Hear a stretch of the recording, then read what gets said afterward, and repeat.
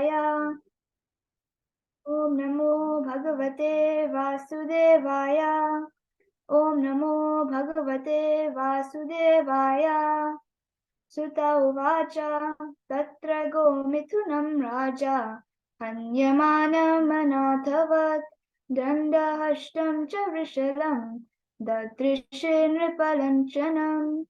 Sutta Goswami said, after reaching that place, Maharaj Parikshit observed that lower-caste Shudra, dressed like a king, was beating a cow and a bull with a club, as if they had no owner. Vrisham Mrinala Dhavalam Mehantam Iva Bibhyatam Vepamanam Padekena Sidantam Shudrataditam. The bull was as white as a white lotus flower. He was terrified of the Shudra who was beating him, and he was also afraid. He was so afraid that he was standing on one leg, trembling and urinating. Gam cha dharma dukham dhinam vrisham shudra padahatam vivutsama shruvadanam shamam yavasamichchatim. Although the cow is beneficial because one can draw religious principles from her, she was now rendered poor and calfless. Her legs were being beaten by a Shudra. There were tears in her eyes, and she was distressed and weak. She was hankering after some grass in the field. Papracharathamarudha kartaswara parichyadam megha gambhiraya vacha samaropita karmuka. Maharaj Parikshit, well equipped with arrows and bow and seated on a gold-embossed chariot, spoke to him, the Shudra, with a deep voice sounding like thunder. Kastum acharane loke baladam sa balan bali nara devo siveshena natavat karmana dvija. Oh, who are you? You appear to be strong, and yet you dare kill, within my protection, those who are helpless. But by your dress, you pose yourself to be a godly man, king. But by your deeds, you are opposing the principles of the twice-born Kshatriyas. Yastum Krishne gate dhuram saha Gandhi vadanvana shochosha shochan rahosi praharan vadamarhasi. You rogue, do you dare beat an innocent cow because Lord Krishna and Arjuna, the carrier of the Gandiva bow, are out of sight? Since you are beating the innocent in a secluded place, you are considered a culprit and therefore deserve to be killed. Tvam vamrinala dhavala pade nyuna padacharan vrisharupena kim kashchid devuna parikhedayan. Then he, Maharaj Parikshit, asked the bull, oh, who are you? Are you a bull as white as a white lotus, or are you a demigod? You have lost 3 of your legs and are moving only on only one. Are you some demigod causing us grief in the form of a bull? Najatu Kauravendranam Dordanda Parirambhite Bhutale Nupatantyasmin Vinate Praninam Shucha. Now, for the first time in a kingdom well protected by the arms of the kings and the Kuru dynasty, I see you grieving with tears in your eyes. Up till now, no one on earth has ever shed tears because of royal negligence. Maso Rabhe Yatra Shucho Vyetute Vrishalad Bhayam Maro Dhiram Vabhadram Te Halana Mai Shastari. O son of Surabhi, you need lament no longer now. There is no need to fear this low-class Shudra, and, O mother cow, as long as I am living as the ruler of subduer of all envious men, there is no cause for you to cry. Everything will be good for you. Yasya rashtre praja sarvas रस्यन्ते सद्व्यसाधुभिः तस्य मतस्य यस्यन्ति कीर्तिरायुर्भगो गतिः एष रज्ञां परो धर्मो यार्तानामार्तिनिग्रहः अत एनं वदिष्यामि भूतद्रुहमसातमम्. O chaste one, the king's good name, duration of life, and good rebirth vanish when all kinds of living beings are terrified by miscreants in his kingdom.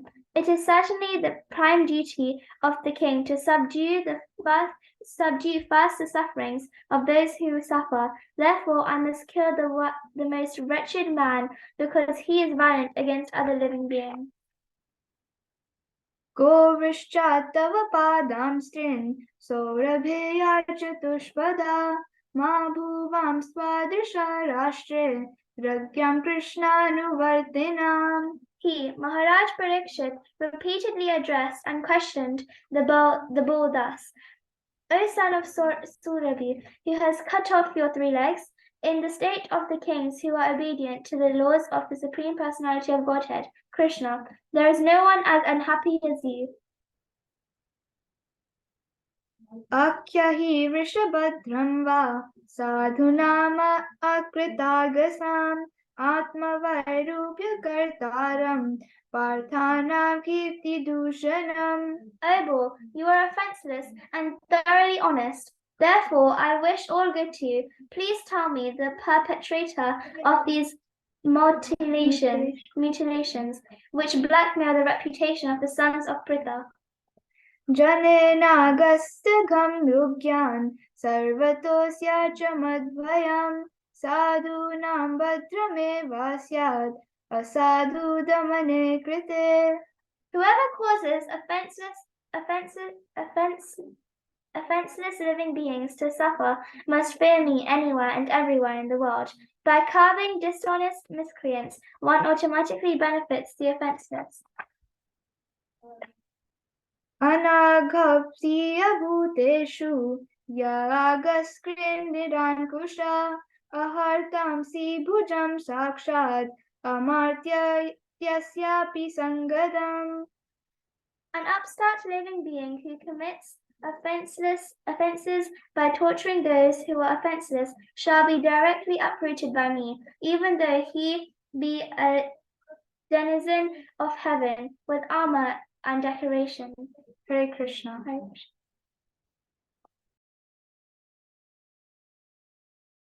Hare Krishna, thank you so much, Pavani and Akshi. Very nice, wonderful as usual. Very clear recitation of Sanskrit and English both. Thank you, Guruji. So much wonderful.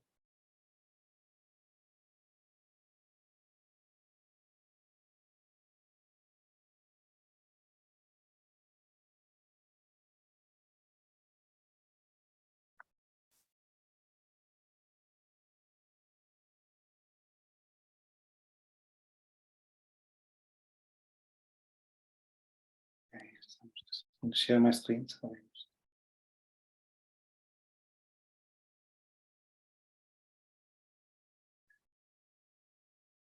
Okay, Hare Krishna. So we are discussing today Canto 1, Chapter 7, verse number 3 and 4. We'll do 2 verses today. Om Namo Bhagavate Vasudevaya. Om Namo Bhagavate Vasudevaya. Om Namo Bhagavate Vasudevaya. Narayanam Namaskritya Naram Chaiva Narottamam Devim Saraswatim Vyasam Tato Jayam Udirayet. Nashcha Prayeshu Bhadreshu Nityam Bhagavata Sevaya Bhagavate Uttamastoke Bhaktir Bhavati Naishtaki. Verse number 3. Gam te dharma dugham dinam risham shudra padahatam yuvatsam ashru vadaram shamam yavasam ichhatim. Synonyms: Gam, the cow; Che, also; Dharma Dugham, beneficial because one can draw religion from her. Dinam, now rendered poor. Vrisham, distressed. Shudra, the lower caste. Pad Ahatam, beaten on the legs. Vivatsam, without any calf. Ashru Vadanam, tears in her eyes. Shamam, very weak. Yavasam, grass. Ichhatim, as if desiring to have some grass to eat. Translation and purport by His Divine Grace, A.C. Bhaktivedanta Swami Srila Prabhupada Ki Jai. Translation. Although the cow is beneficial because one can draw religious principle from her, she is now rendered poor and calfless. Her legs were beaten by a Shudra. Her legs were being beaten by a Shudra. There were tears in her eyes, and she was distressed and weak. She was hankering after some grass in the field. Purport. The next symptom of the age of Kali is the distressed condition of the cow. Milking the cow means drawing the principles of religion in a liquid form. The great rishis and munis would live only on milk. Srila Sukadeva Goswami would go to a householder while he was milking a cow, and he would simply take a little quantity of it for subsistence. Even 50 years ago, no one would deprive a sadhu of a quart or two of milk, and every householder would give milk like water. For a Sanatanist, a follower of Vedic principles, it is a duty of every householder to have cows and bulls as household paraphernalia, not only for drinking milk, but also for deriving religious principles. The Sanatanist worships cows on religious principles and respects Brahmanas. The cow's milk is required for the sacrificial fire, and by performing sacrifices, the householder can be happy. The cow's calf not only is beautiful to look at, but also gives satisfaction to the cow, and she delivers as much milk as possible. But in the Kali Yuga, the calves are separated from the cows as early as possible for purposes which may not be mentioned in these pages of Srimad Bhagavatam. The cow stands with tears in her eyes.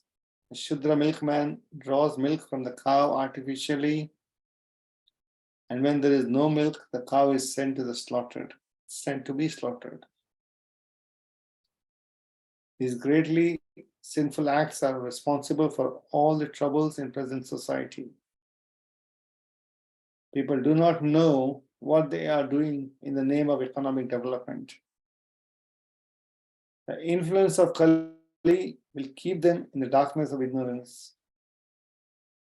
Despite all endeavors for peace and prosperity, they must try to see the cows and bulls happy in all respects. Foolish people do not know how one earns happiness by making the cows and bulls happy, but it is a fact by the law of nature. Let us take it from the authority of Srimad Bhagavatam and adopt the principles for the total happiness of humanity. Sorry, verse number 4.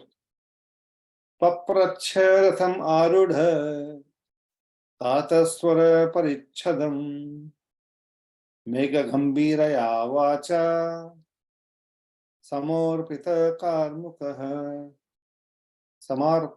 samaropita karmukaha. Synonyms. Papracha, inquired, ratham, chariot, arudha, seated on, kartaswara, gold, parichadam, embossed with, megha, cloud, gambhiraya, He's narrating Vacha, sound, Samaropita, well equipped. Kar Mukha, arrows and bow. Translation and purport.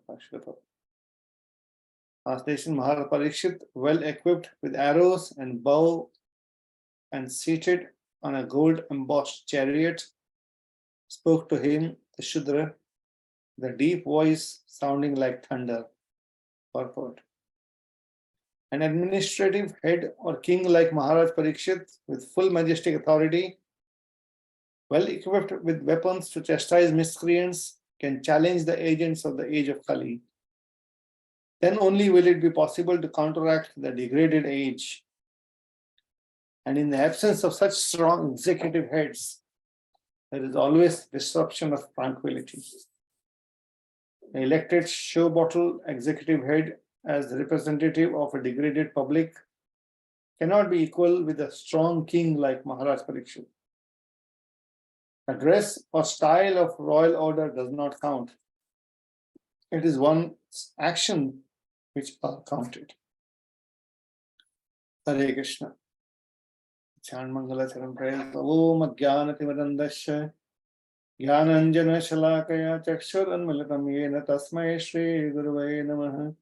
Sri Chaitanya Manobishtam Sthapitam Yena Bhutale Swayam Rupa Kadamayam Dadati Swa Padantikam Vandeham Shri Guru Shri Yuta Padakamalam Shri Gurun Vaishnavamsha Shri Rupam Sagrajatam Sahagana Raghunathanutam Tam Sajivam Sadvaitam Savadhutam Parijana Saitam Krishna Chaitanya Devam Shri Radha Krishna Padam Sahagana Lalita Shri Vishakhanutam Shri He Krishna Karuna Sindhu Dinabandhu Jagatpate Gopesha Gopika Kanta Radha Kanta Namastate Tapta Kanchana Gaurangi Radhe Vrindavaneshwari Rishabhanu Sute Devi Pranamami Hari Priye Panchakalpatarubhyascha Kripa Sindhubhya Cha Patitanam Pavanebhyo Vaishnavebhyo Namo Namaha.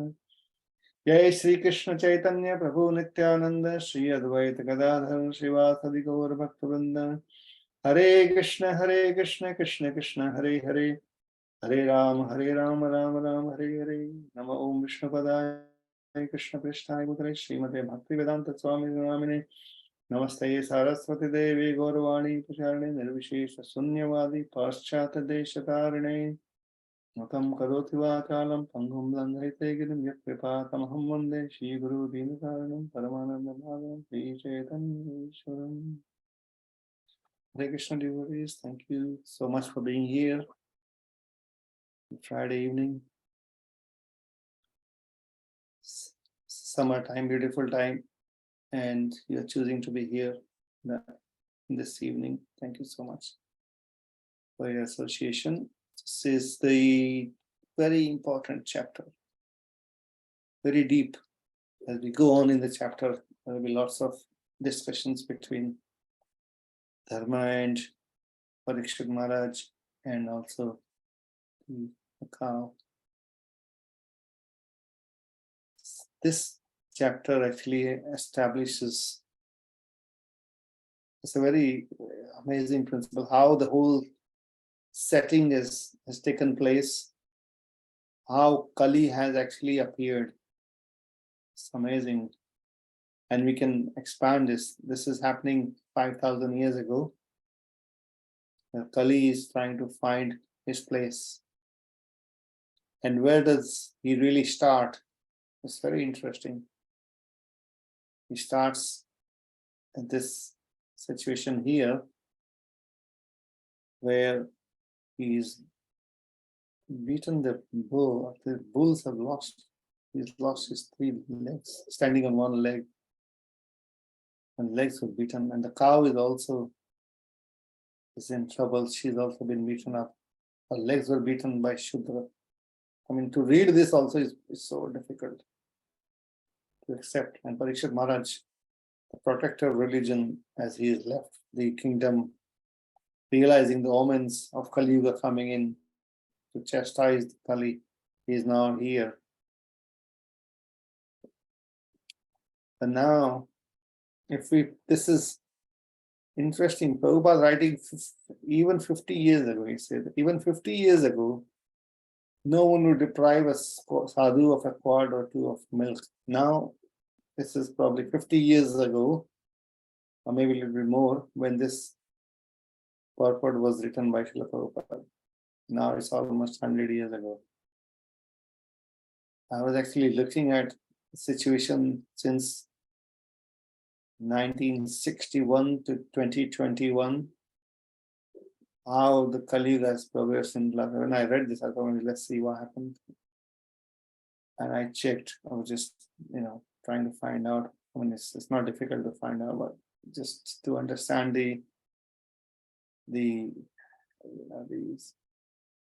how serious the matter is. To the extent this is worsened, it's unbelievable. Number of cows being slaughtered every single day in the so-called developed nations, and even like developing nations, including, unfortunately, our own India, is unbelievable. It's so shocking. It's not even worth it. It goes in millions of cows are being slaughtered. And what to speak of all the other animals. The cow was never to be slaughtered. Milking the cow means drawing the principles of religion in liquid form. That's an amazing statement. So milk is actually religion in a liquid form. That's how the great rishis and munis would live, only on milk. And why is that? Because a happy cow is giving milk out of love. So the whole principle of religion, which is milk, is actually a product of love. Love is what Krishna is made up of. That's all he does to his devotees, and that's all he expects from everyone, all his devotees, is to love. So milk is actually no different from love. This is my concoction I'm making up. And which is the most important? What is the point of any religion when there is no love developed for the Lord and for the other beings, Lord's children? Srila Sukadeva Goswami is also actually was interesting. How does the Shripa Sankaracharya also uses similar for Bhagavad Gita? Sarvopanishado Gau Dogda Gopalanandana.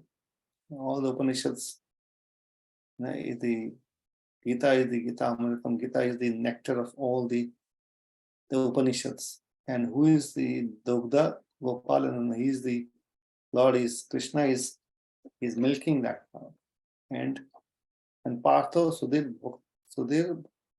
Partho Vatsa Sudhir Bhakta. Partho is a calf, is actually Sudhir Bhakta, is receiving that nectar. The cow is such an important, even 50. Now he's saying, Prabhupada saying further. Now what to speak? Now we go, I think now the challenge is, where do you get milk? All the situation with the cows. Where do you find ahimsa milk? It's impossible. Only some devotees are trying to do it. But so what milk can be offered to sadhus now? Some sadhus are actually coming from India. They are traveling with milk powder because they can't carry milk so much. So they carry milk powder from the ahimsa projects, and they use that milk powder for their milk requirement. What to do? So for a Sanatanist, a follower of Vedic principle, it is the duty of every householder to have cows and bulls as household paraphernalia, not only for drinking milk, but also for deriving religious principles. And this is, how do we take this? Like we're living in the city, and Prabhupada has given this injunction here. Every Sanatanist follow Vedic principle. If we are those followers of Vedic principles, it is our duty to have cows and bulls. Well, we can't have cows and bulls. This is our condition now in this Kali Yuga, because obviously the next verse and the verse, a few verses after that, explains because of the Shudra kings. Kali at the time was pretending to be a king He was dressed up like a king, but he was Shudra. A similar situation today. The so-called kings are worse than Shudras. Worse than Shudras. That's why there is no protection for the cows, no householders. Most of the people, they want to move people to the cities. More and more people move to cities, living in flats, or maybe a house with a little back garden. But there is no way, I've not heard anyone having a cow in the back garden. But it used to happen, like, as I say many times, when I was a child, I used to live with my grandfather until I was 8 or 9 years old.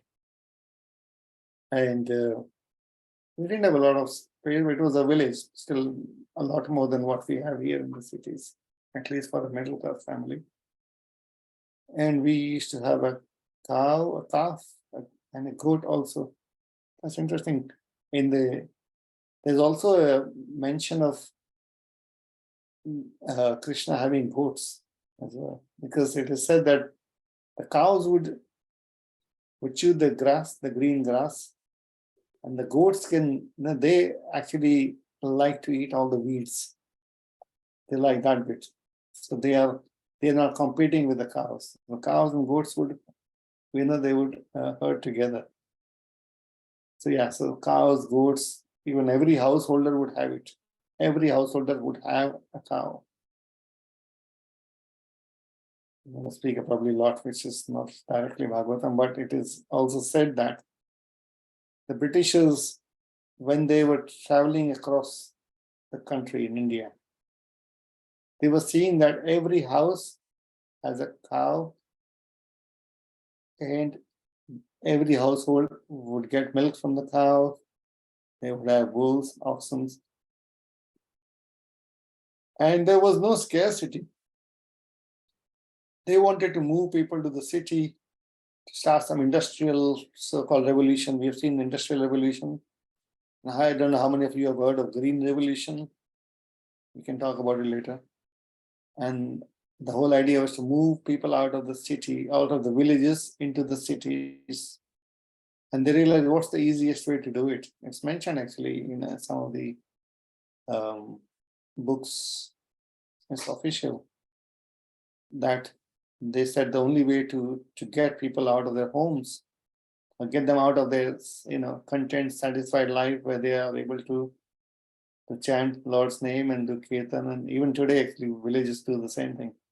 The Britishers decided at the time, it was in Bengal, that they rounded up, I think, millions of cows and they slaughtered them all together. Can we believe it? This is what they did. That was once the poor people have lost their cows, there was nothing to then depend on, so they had to then find food. So says in so many places, says once we have milk, with the milk there are so many preparations possible, varieties of preparations, sweets, rasgulla, rasamalai, milk, kheer, unlimited items can be done, paneer, just with the milk. And this is what happened. And then that was the beginning. That's what the Industrial Revolution has really done. That was the iconic, I don't know, iconic right word, but yeah, in negative terms. That was the time when they decided, okay, this is the way to do it. This is the example of a Shudra king. When the British just took over, always Shudras, not all British, but just at the time, the so-called the kings. This is what they did. To be able to start the Industrial Revolution, it was important to take away the cows from the homes. Until the time there were cows, everyone was satisfied. Because it's not just about the milk, Prabhupada says.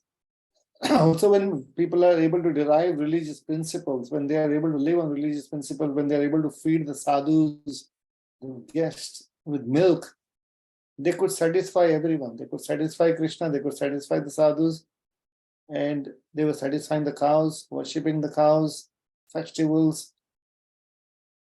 That's religion. That's what the religious principle is. Namo Brahmana Devaya, Go Brahmanita Nidaditaya Krishnaya, Govindaya Namo Namaha. So this was the beginning, and today that industrial revolution, digital revolution, and revolution after revolution, all that's happening is destroying the culture, and by killing cows, actually that's where they started the destruction. Now after the cows, it's big time that in a big time they've started destroying the Mother Earth Bhumi also.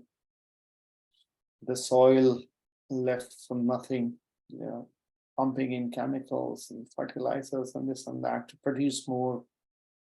Greed is the driver for the Shudras and Vaishyas, and the degraded Vaishyas, not these Vaishyas. Sorry, I'm just a bit topic close to my heart. The cow's milk is required for sacrificial fire, and by performing sacrifices, the householder can be happy. The cow's calf not only is beautiful to look at, so beautiful. There's so many. And then at Bhaktivedanta Manor, we have, every year we will have 4 to 5 calves. And they're little, if you see them, they're so beautiful. And then they're jumping and going around, and so they look so nice. Even the calves and the oxen, the bulls, it's so nice, so beautiful. Feel satisfied. They're so beautiful looking. And again, but also gives satisfaction to the cow. So she delivers as much milk as possible.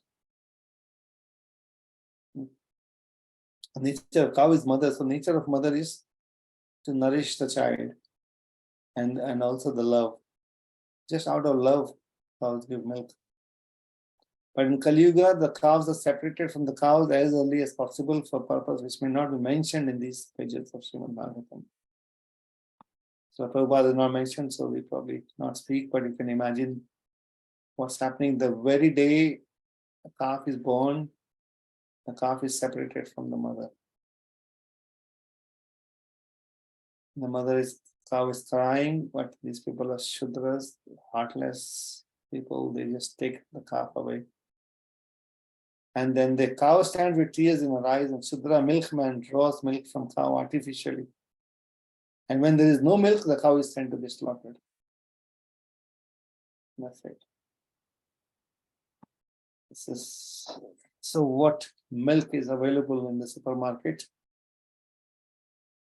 There may be some exceptions. I'm not saying everyone, but in general, this is what's happening.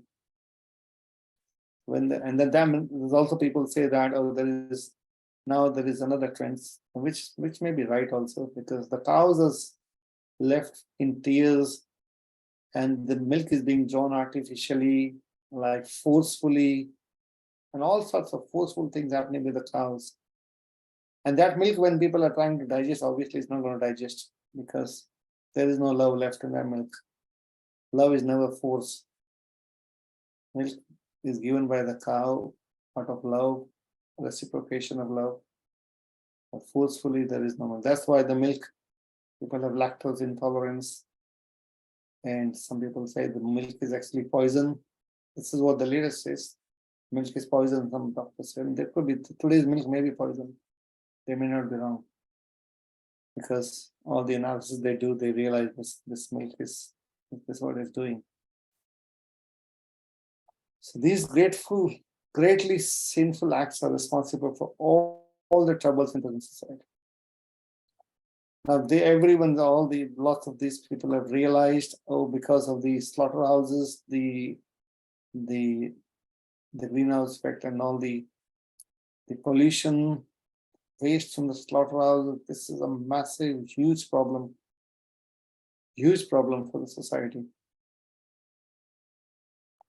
Actually, because they have no understanding. Just with like in our temple, I'm very close to the farm project. I work a lot there. I don't know how many of you have seen, just all that we do use in the farm that we have in Manor is cow dung. For the last 20 plus years, ever since the farm has been in existence, not a single drop of any sort of chemical fertilizer, none of all this even entered in the farm. All that we do is there's so much cow dung that's available. That's like gold. Cow dung is considered gold for the farmers. Just with the cow dung, the soil becomes so potent, so nutrient, so rich. We have so many times, we have some visitors coming over, some people who come to donate trees, and we get some other farmers visiting the farm for just for checking out, seeing what we're doing. When they see our soil, they just can't understand, and they keep asking, "How do you get this soil?" It's like it's black soil, and all that we do is cow and compost for a year, and then we put everything in the soil again. The soil is once again absolutely brilliant, and all the produce that we get from the farm is like massive. You see the cabbages, the beetroot, everything is huge and so nutrient. Like so many things are grown there. Actually, I will also post a link on this group if everyone's okay with that. And if you would like to take those 4 or 5 months, the farm vegetables are available for devotees to purchase. We don't go out to sell anywhere, and the devotees are only growing, for the deities, for the kitchen, and still a lot is left which can be distributed to devotees, so you can purchase that. They're really good. So that's what is possible. You don't need to, nobody need to kill cows. Just with the cow dung, people can, get all the varieties, cow's milk, and all that we can produce vegetables in the farm. All the needs can be satisfied. Unlimited varieties can be actually prepared. People who are meat eaters, actually, they ask us a lot of time because they don't understand how to cook, because all they've seen is just kill animals and eat. So they keep asking us, so how do you get varieties in vegetables? Because all they know is eat salad, eat some leaf. So this is the problem, culturally so backward. The influence of Kali will keep them in the darkness of ignorance.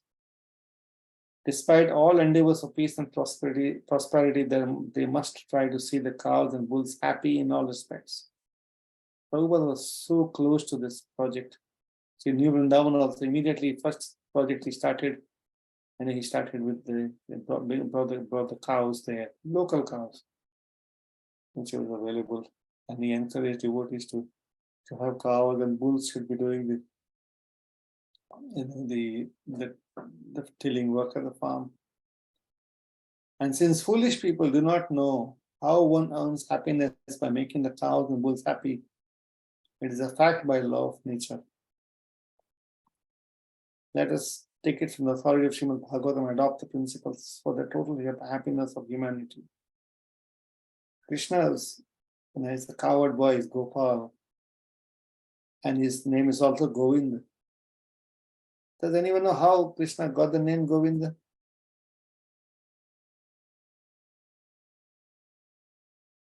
Who actually first named that and called that name?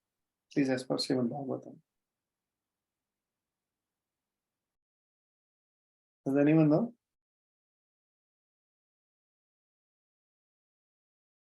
It comes in the 10th canto. It was Indra. Actually, after Indra, created that big mess, and Krishna lifted Govardhan, and Krishna protected all the cows and all the Brajvasis. And then once Indra realized who Krishna is, and then that finishes, and it stops the rains and all that. And it is said that when Krishna was then, after putting Govardhan back in place, Krishna was sitting in a quiet place, and Indra was waiting for an opportunity to beg forgiveness. And he actually goes to Lord Brahma to ask, because everyone has to consult Lord Brahma how to pacify Lord, how to please Lord. Because Lord Brahma is the closest. He would normally represent all the demigods if there's any petition to be made to the Lord. Now Indra this time asked Brahmaji, and Brahmaji says, well, you can go ahead. And actually Brahmaji advises Indra, because if you want to, now you've done such a big mistake, committed such a big mistake. And if you want to please the Lord, you should go with someone who is very dear to the Lord. So what does Indra do? He takes home with him Surabhi. He takes Surabhi from there's a material planet for the cows. And Goloka in the material realm. And Surabhi comes, and Indra comes with Surabhi, keeping Surabhi on the side or maybe in front, I think. So that when Lord sees, first he sees Surabhi. And seeing Surabhi, the Lord becomes pacified. This is how much Lord Krishna loves cow. And then only Indra could start, making his prayers, begging for forgiveness. And after he had done that, then Surabhi also then makes her prayers to the Lord. And Indra once again speaks. And then when Bhagavatam says that he actually calls Krishna for the first time as Govinda. He names Krishna as Govinda, who is giver of joy to the cows and also the senses. The go means cows and senses. And there's also another, even actually now reminding of Lord Brahma's pastime. And Lord Brahma had stolen the cows and the calves and the calves and the coward boys.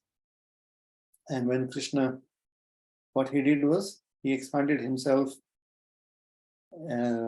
into the calves and the Gopals and the little coward boys. It is said that actually that day was Balaramji's birthday, so he had to stay back at home. That's when this event happened. And then Krishna expanded himself into the calf and the coward boys, Gopas, and everyone returns, and suddenly there is so much love that that comes in the heart of the mothers of the Gopas and the cows, mother cow. They just the cows start to lick the calves profusely, and they just milk is flowing from their borders. And this was the most cherished time for the mothers there, because they always loved Krishna so much. But that's another story past time. What I was going to say is, what was interesting was that the cows, one time actually, after that, one day when Balaramji saw the cows were actually going down the hill at a very high speed pace, and it was very risky for the cows to go down with four legs. The descent is not easy. But they were rushing to the calves, and they were feeling so much love. And Balaramji thought there's something, not normally. They've seen the cows, loving the cows. But this time also, it's not just the little cows, but also the big cows. They were also, the cows were feeling so much affectionate with the bigger cows who stopped, drinking milk.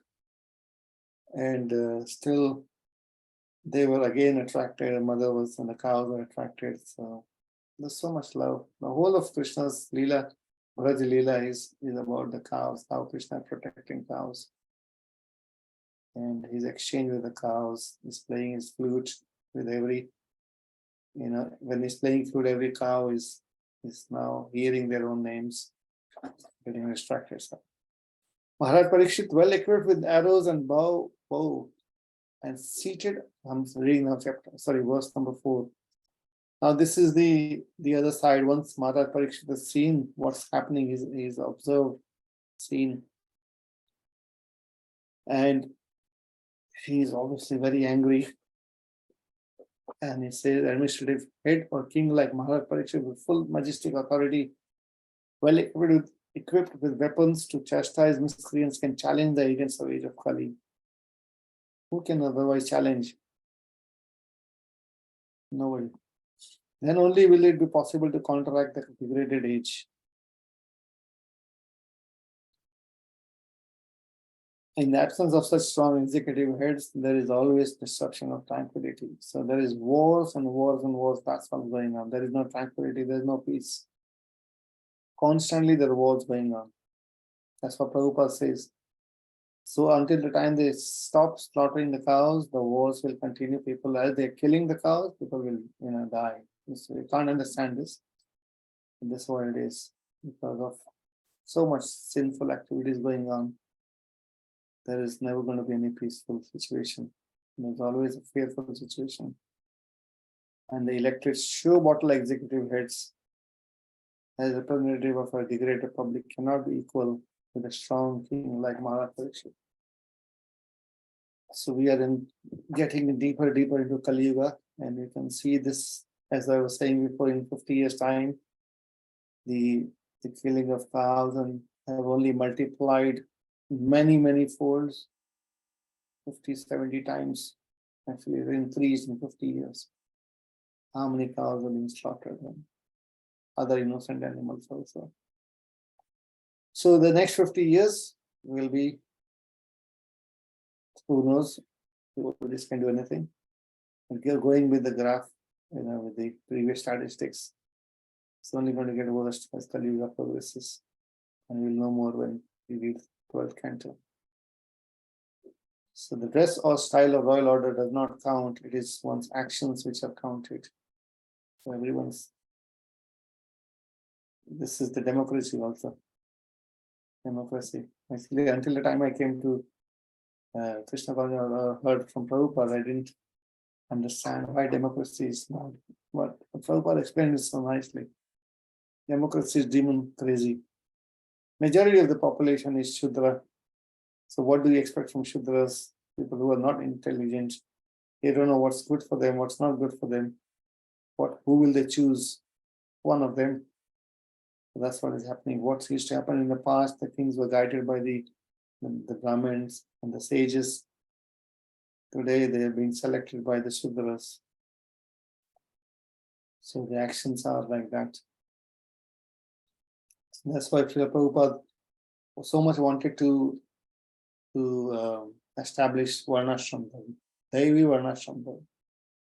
Devi means there's a difference. Varnashram in Indian context is very common.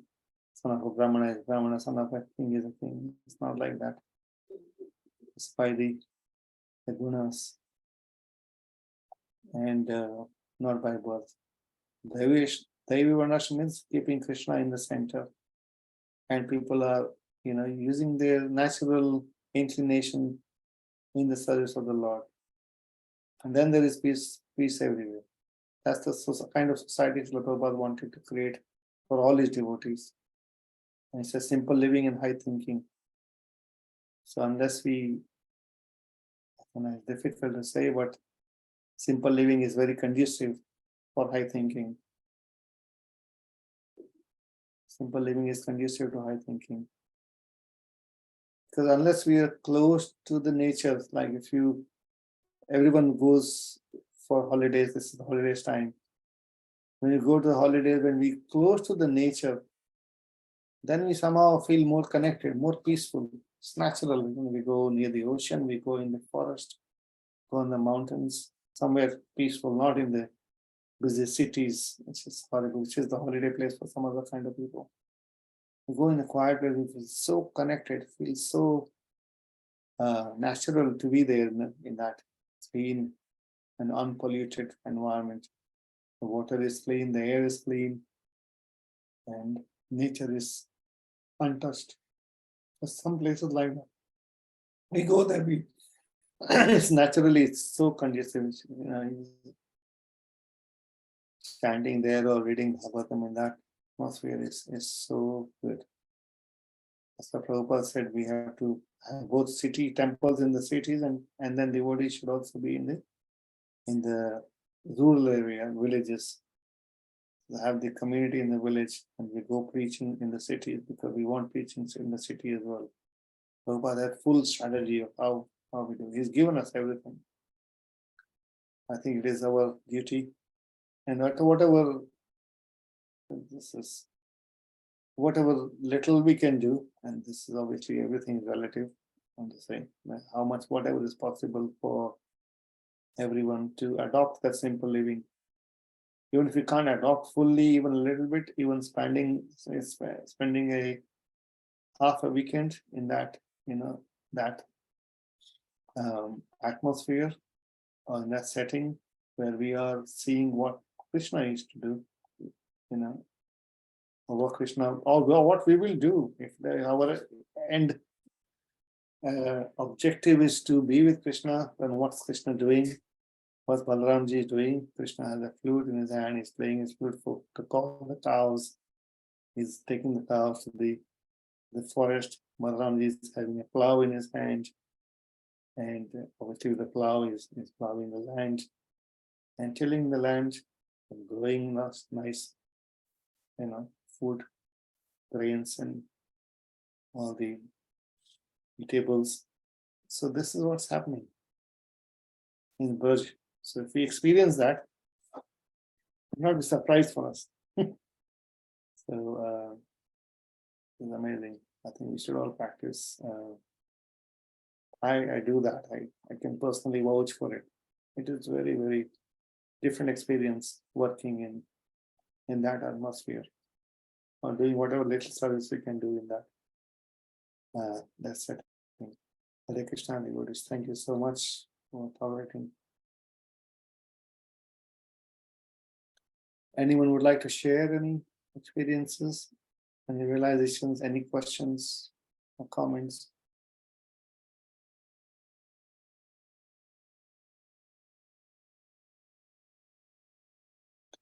Has anyone got any experience with the cows, serving the cows, staying with the cows, and it's all right to not have that. It's not uncommon. Yes, Prabhuji, I had. My parents had cow and goat and buffalo, and their parents, they were landlords. They have all the animals, and they were plowing the fields themselves and growing the crops, So my mother was very much into it. That was her parents, and she had we were in the village, and we had these old cows, and they were so beautiful. They're very, very lovely, very lovely. And the calf used to come to inside the house, and we used to love them, very young children. But then, we went to of Africa, So we lived in there, and so that was all done. Yeah, that was very, very beautiful, very beautiful. Yeah, if you want to experience, if anyone wants to experience, I think it should be okay for. When it was time to milk the cow will give their boys, to come and milk me like that. Yeah, it happens at the moment in manner. Right? Yeah. Yeah, so, they start to move when it's time for milking. They just automatically start walking. Yeah. Very nice, very nice. So we used to love the. Yeah, if anyone gets a chance, at the moment, because this season cows are outside in the fields, just go around them and just sit and chant there. You feel the peace. But at that time, we did not know that cow is so worshipful. Yeah, but we loved cow so much. Natural, that was natural. And cow loves us so much. Yeah, we used to hug the cow, Yeah. So you can play with the cows. Children do play with the cows. Yeah. So yeah. And anyone else? Any realizations or anything else you'd like to talk about? Go.